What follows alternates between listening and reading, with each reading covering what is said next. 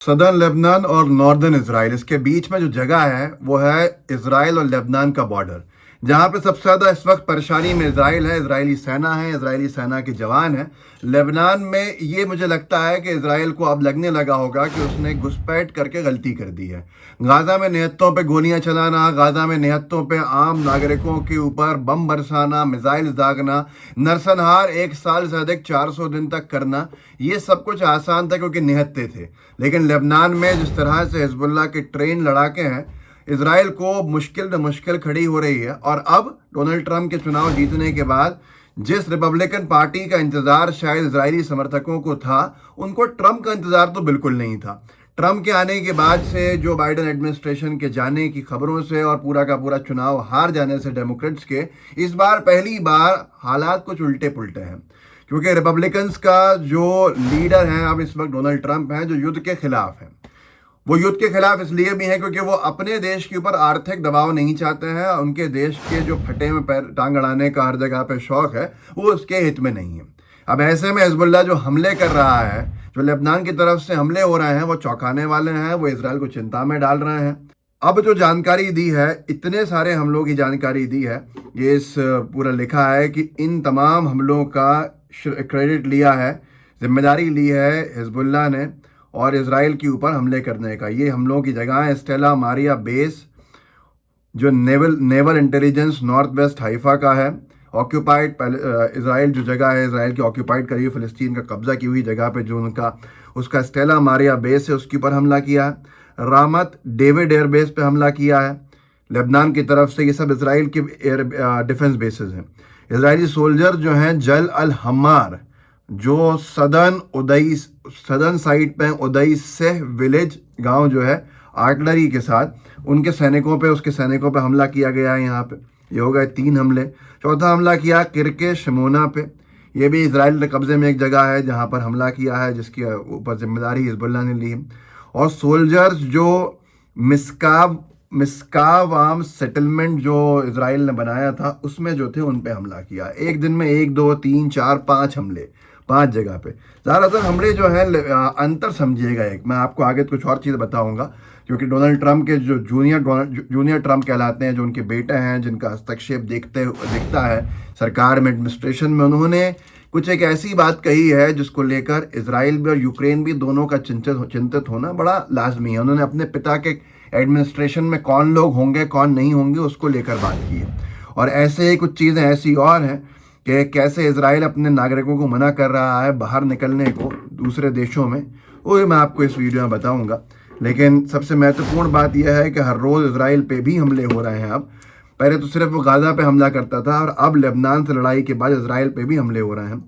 और इसराइल के ऊपर हमले होने की वजह से अंदर जो विरोध चल रहा है वो अपनी जगह पे।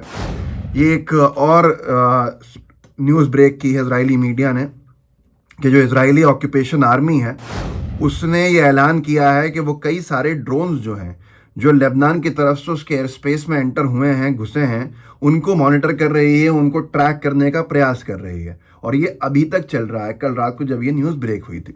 हिजबुल्लाह ने उसकी दूसरी तरफ एक और स्टेटमेंट इशू किया है। उसका कहना है कि उसने मिसाइल्स फायर किए थे जो ताल नौफ एयरबेस, जो दक्षिणी हिस्से में है, तेल अवीव के उस तरफ है, उस पर। लेकिन उन्होंने अभी तक कोई भी क्लेम ऐसा नहीं किया है कि वहाँ पर कोई किसी तरह का जो हमले में जान जाने की बात है या इजरायली डिफेंस फोर्स को नुकसान की बात है। वो ईमानदार हैं इसके ऊपर, उन्होंने कुछ नहीं कहा ऐसा। उनका कहना है कि हमने हमले ज़रूर किए हैं। उन्होंने ये भी ऐलान किया कि जो रॉकेट फायर किया गया था इजरायली आर्मी के पैट्रा ट्रूपर्स के ट्रेनिंग बेस के ऊपर, वो भी उनकी तरफ से किया गया था। एक और हिजबुल्लाह ने, मतलब हिजबुल्लाह जिस तरह से हमले कर रहा है, उससे वाकई में इसराइल का चिंतित होना बहुत लाजमी है। मैं इसलिए भी ये कह रहा हूँ कि ट्रंप एडमिनिस्ट्रेशन से उनको इतनी उम्मीदें हैं नहीं। पार्टी की विचारधारा भले ही वो राइट विंग की हो और इसराइल के समर्थन की हो, लेकिन इससे पहले डेमोक्रेट्स की सरकार रही, जो बाइडेन, जिनका स्टैंड डेमोक्रेट्स का बिल्कुल अमन पसंद का कहा जाता है, लेकिन 1 साल तक उन्होंने पोषित किया इसराइल को। तो इसलिए यहाँ मुझे लगता है कि यूएस के राष्ट्रपति की विचारधारा और खुद के विचार थोड़े भारी होते हैं उनकी पार्टी की विचारधारा पे। तो ट्रंप के आने से शायद ही ये कोई खुश है। मैंने आपको कल भी बोला था कि मैंने कहीं पढ़ा कि लोगों का कहना है, जो जानकार हैं, कि ट्रंप एडमिनिस्ट्रेशन में नेतन्याहू को बहुत चांसेस हैं कि हटा दिया जाएगा, और हटाया जाएगा तो सीधे जेल में भेजा जाएगा। फिर ये हिजबुल्लाह ने एक और अनाउंसमेंट किया, एक और ऐलान किया कि वो 1-1.5 घंटे पहले, कल रात को, अब जब मैं इस वक्त जो वीडियो बना रहा हूँ रात में, कि 1-1.5 घंटे पहले इजरायली एक आर्मर्ड व्हीकल, हथियारों से लेस जो गाड़ी थी सारी माउंटेन में, पहाड़ में, उसके ऊपर इन्होंने हमला किया, जिससे जो पूरा क्रू था वो भी उसमें इंजर्ड हुआ, कुछ मारे गए, कुछ लोग ज़ख्मी हुए। इसके बारे में एक डिटेल उसने ये भी दिया है, जिस पे लिखा है, या उसका आप देखिए कितने हथियारों से लैस और कैसा सुरक्षित जो था वो था बुलडोज़र। और ये इस इजरायली बुलडोज़र के ऊपर कल 4:30 बजे शाम में 4:40 के ऊपर हमला किया हिजबुल्लाह ने। ये कफ़ार किला करके टाउन है, उसमें बुलडोज़र को ध्वस्त किया, और बुलडोज़र ये घर ध्वस्त कर रहा था, लेकिन अब उस बुलडोज़र को ध्वस्त कर दिया गया। उन्होंने ये कहा कि इसके अंदर जो क्रू था, जो सोल्जर्स थे, कुछ मारे गए हैं, कुछ ज़ख्मी हुए हैं। अब ये तमाम चीज़ें हैं जो बहुत महत्वपूर्ण हैं कि इजराइल के बुलडोज़र्स लोगों के घर क्यों तोड़ रहे थे। एक तरफ इजराइल की सनक है, नेतन्याहू की सनक है जो आज भारी पड़ रही है। ईरान दूसरी तरफ लेबनान को सीधे तौर के ऊपर हथियारों से मदद कर रहा है। तो ये युद्ध शायद अंत इसका कुछ दिखता नहीं है। ईरान ने पूरी जो न्यूज़ है इसमें, उनकी फ़ारसी में समझ में नहीं आएगी, तो मैं आपको थोड़ी सी दिखा भी देता हूँ। बसूरत हम हुजूरी हम बसूरत मजाजी बा हमें अजीज़ान गुरूह जहादी दर कुल कश्वर दाश्तीम।